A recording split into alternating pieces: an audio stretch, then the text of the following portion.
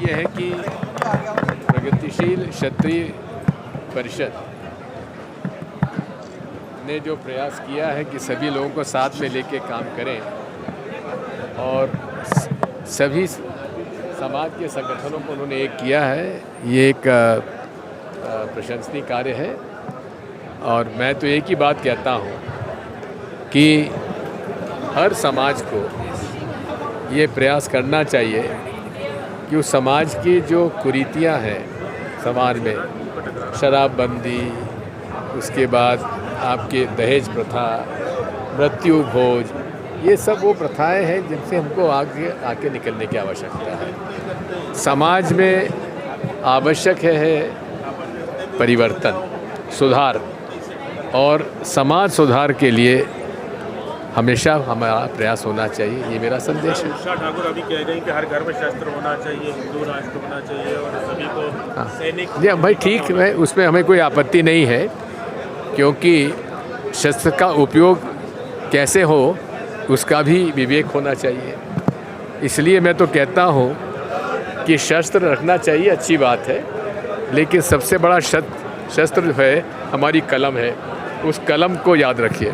हमें इस बात की खुशी है और मैं आभारी हूँ हमारे राजू भाई का और हमारे प्रगतिशील राजपूत क्षत्रिय महासभा का, जिन्होंने मुझे यहाँ आमंत्रित किया। साथियों, आज इस देश में,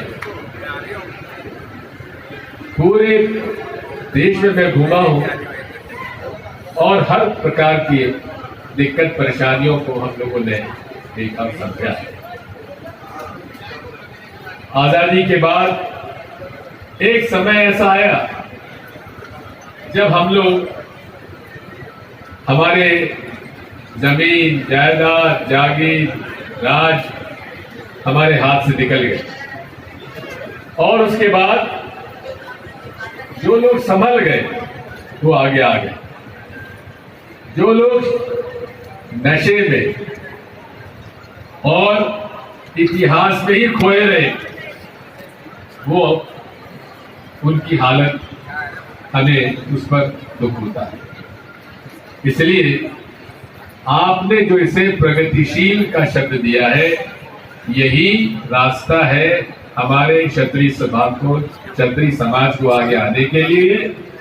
और मैं जहां भी जाता हूं एक ही बात कहता हूं कि पुराने जमाने में जहां लड़ाइयां जीती जाती थी शस्त्र से, अब लड़ाई जीती जाती है कलम से। आप लोग इस बात को ध्यान दें कि जितनी पूजा हमारे शस्त्रों की होती है, उतना ही पूजा हमारे कलम की भी होना चाहिए, क्योंकि कलम से ही हम लोग फिर आगे बढ़ते हैं, हमारे बच्चे आगे बढ़ते हैं। जो पूरे समाज को एकत्रित किया, राजू भदौरिया जी, मैं सुन रहा था, यहाँ सभी लोग आए, वो लोग भी आए जो प्रगतिशील क्षत्रिय महासभा के सदस्य हैं, जो नहीं है वो भी आए। और मैं सुरेश जी से कह रहा था कि आवश्यकता इस बात की है कि हमें सकारात्मक सोच के साथ आगे बढ़ने की आवश्यकता है।